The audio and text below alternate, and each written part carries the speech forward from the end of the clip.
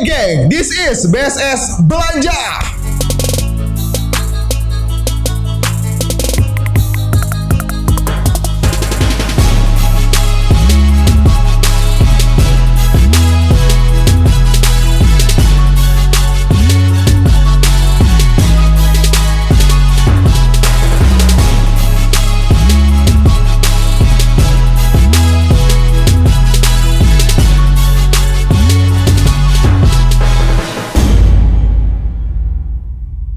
Di BSS Belanja kali ini kita bakal ngajak kalian untuk jalan-jalan ke tempat belanja legend di kota Bandung yang sampai saat ini masih ada, tapi ada beberapa tempat yang mungkin saat ini sudah digantikan oleh tempat yang lainnya. Jadi buat teman-teman sebelum nonton video ini jangan lupa buat like, komen, dan juga subscribe BSS TV. Langsung aja kita lihat tempat belanja pertama yang legend di kota Bandung.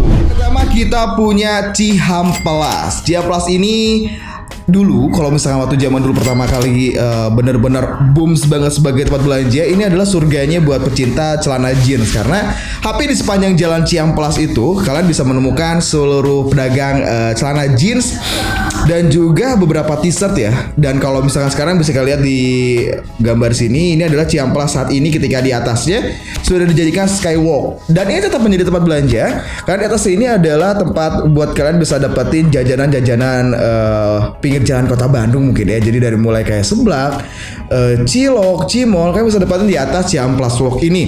Walaupun saat pandemi seperti ini Cihampelas Sky itu ya ada di bagian atas ini tidak dipakai.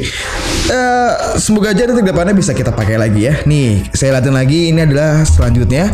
Yes, ini adalah Cihampelas Walk, salah satu mall yang ada di Cihampelas. Biasanya kalau misalkan kita ke Cihampelas itu, biasanya kalau misalkan saya dulu ke Cihampelas, setelah kita jalan-jalan di outlet-outletnya itu, pasti ujung-ujungnya bakal ke Cihampelas Walk. Entah itu buat jalan-jalan, entah itu buat makan. Dan ini salah satu mall yang menurut saya adalah mall yang keren juga, karena di luar itu ada arena outdoornya, jadi benar-benar asik banget. Dan juga di Cihampelas Walk ini juga suka ngadain event-event musik ataupun event-event lainnya. Lanjut ya. Yes, ini adalah penampakan dari dalam, suasana di dalam outlet-outlet yang menjual aparel ya. Ini ada t-shirt, ada juga jaket dengan harga cukup Rp39.000 aja. Jadi kalau misalkan kalian pengen belanja murah di kota Bandung, biasanya para wisatawan itu datangnya ke kota Bandung itu langsung datang ke Cihampelas.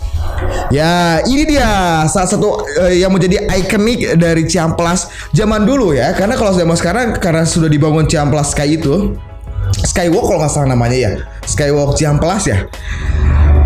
Icon-icon seperti ini itu sudah dihilangkan karena menghalangi jembatan yang ada. Jadi dulu tuh ada Superman, ada Spiderman. Jadi mereka menamai tokonya sesuai dengan tokoh atau patung yang ada di atas tokonya. Ada yang kapal, ada yang Superman. Punya rata-rata ini adalah superhero yang ada di dunia. Itu dijadikan nama toko dan juga dijadikan patungnya. Nah, ini dia penampakan salah satu toko yang menjual celana jeans. Terus juga dari mulai itu tadi kalau lihat ada kayak dress, terus juga ada celana, ada jaket, pokoknya yang berbahan jeans ada semuanya di situ ya. Next, ini adalah Pasar Cimol Gede Bage. Jadi buat teman-teman kalau misalkan kalian datang ke Bandung buat thrifting atau kalian cari bahan-barang yang bekas, barang-barang second, itu kalian harus banget datang ke Pasar Cimol Gede Bage. Sebenarnya sampai saat ini saya masih belum tahu kenapa dinamain Pasar Cimol. Cimol ini artinya apa? Sampai saat ini saya masih belum tahu artinya, tapi nanti kita bakal coba cari tahu. Ini ada di Gede Bage. Pertama kali saya kesini itu SMP kalau nggak salah.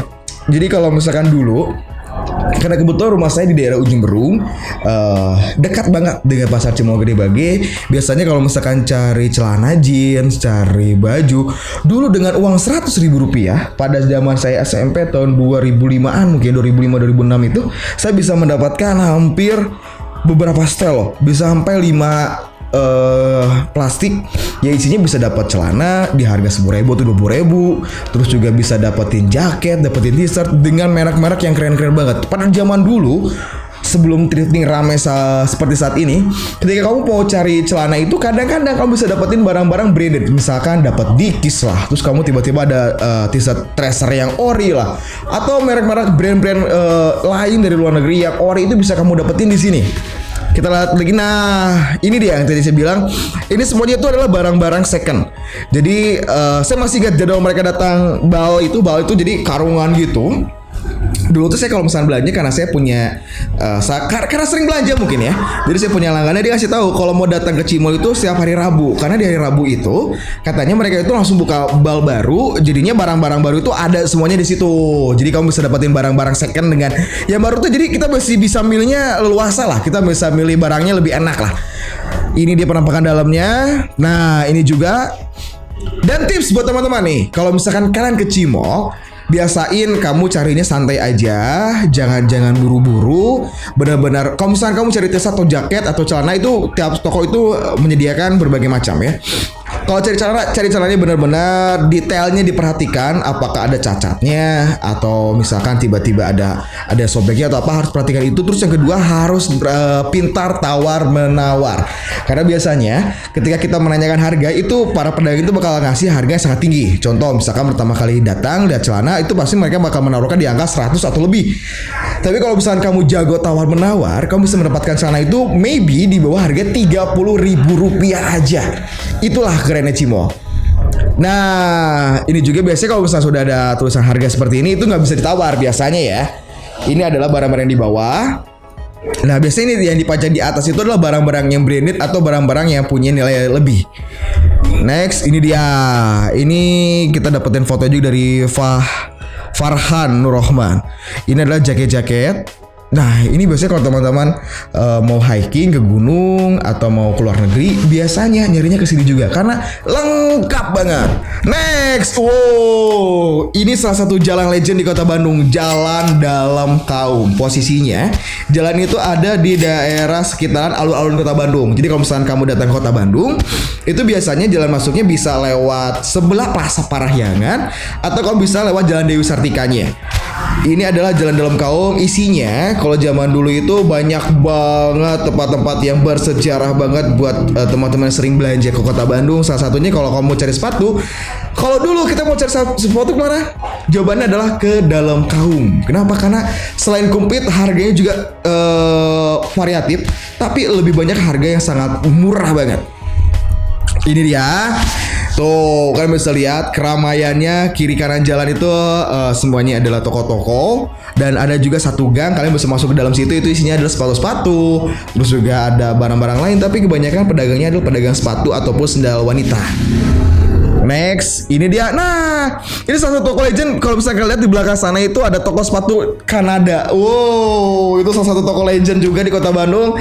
Dia ngejual sepatu-sepatu merek ya. Dan harganya kalau misalnya mereka ya emang standar sebenarnya, harga-harganya masih standar. Cuman karena ini udah lama banget umurnya, jadinya legend banget lah di Kota Bandung. Apalagi kalau misalkan musim tahun ajaran baru nih, biasanya nih orang tua itu bakal ngajak anaknya beli sepatu itu ke toko ini. Yes, dan Kindonat juga ini legend banget. Di seberangnya itu dulu ada apa saya lupa nama tokonya, toko apa yang sekarang menjadi Plaza Parahyangan. Yes, nah ini dia salah satu hal yang pasti diingat oleh orang Bandung ketika ke Dalam Kaum atau ketika mendengar nama Dalam Kaum. Selain ingat sepatunya, pasti bakal ingat VCD alias kasetnya ya. Jadi pada zaman dulu itu di dalam kaum itu selain ada pedagang sepatu, ini ada gang yang kaset tadi saya maksud ya. Di dalam juga ada yang jual VCD. Sebenarnya ini rata-rata bajakan sih ya VCD-nya ini. Cuman enaknya di situ kamu bener-bener bisa cari film yang kamu mau karena banyak banget pilihannya. Dan ini pasti orang Bandung tahu lah. Kalau misalnya kamu datang ke Dalam Kaum ke daerah VCD, itu tiba-tiba ada orang ngedekatin kamu, terus ngerangkul ya, namanya ngerangkul ya. Ngerangkul kamu, ngebisikin, kamu tahu lah, pasti kamu sedang ditawarin VCD apa.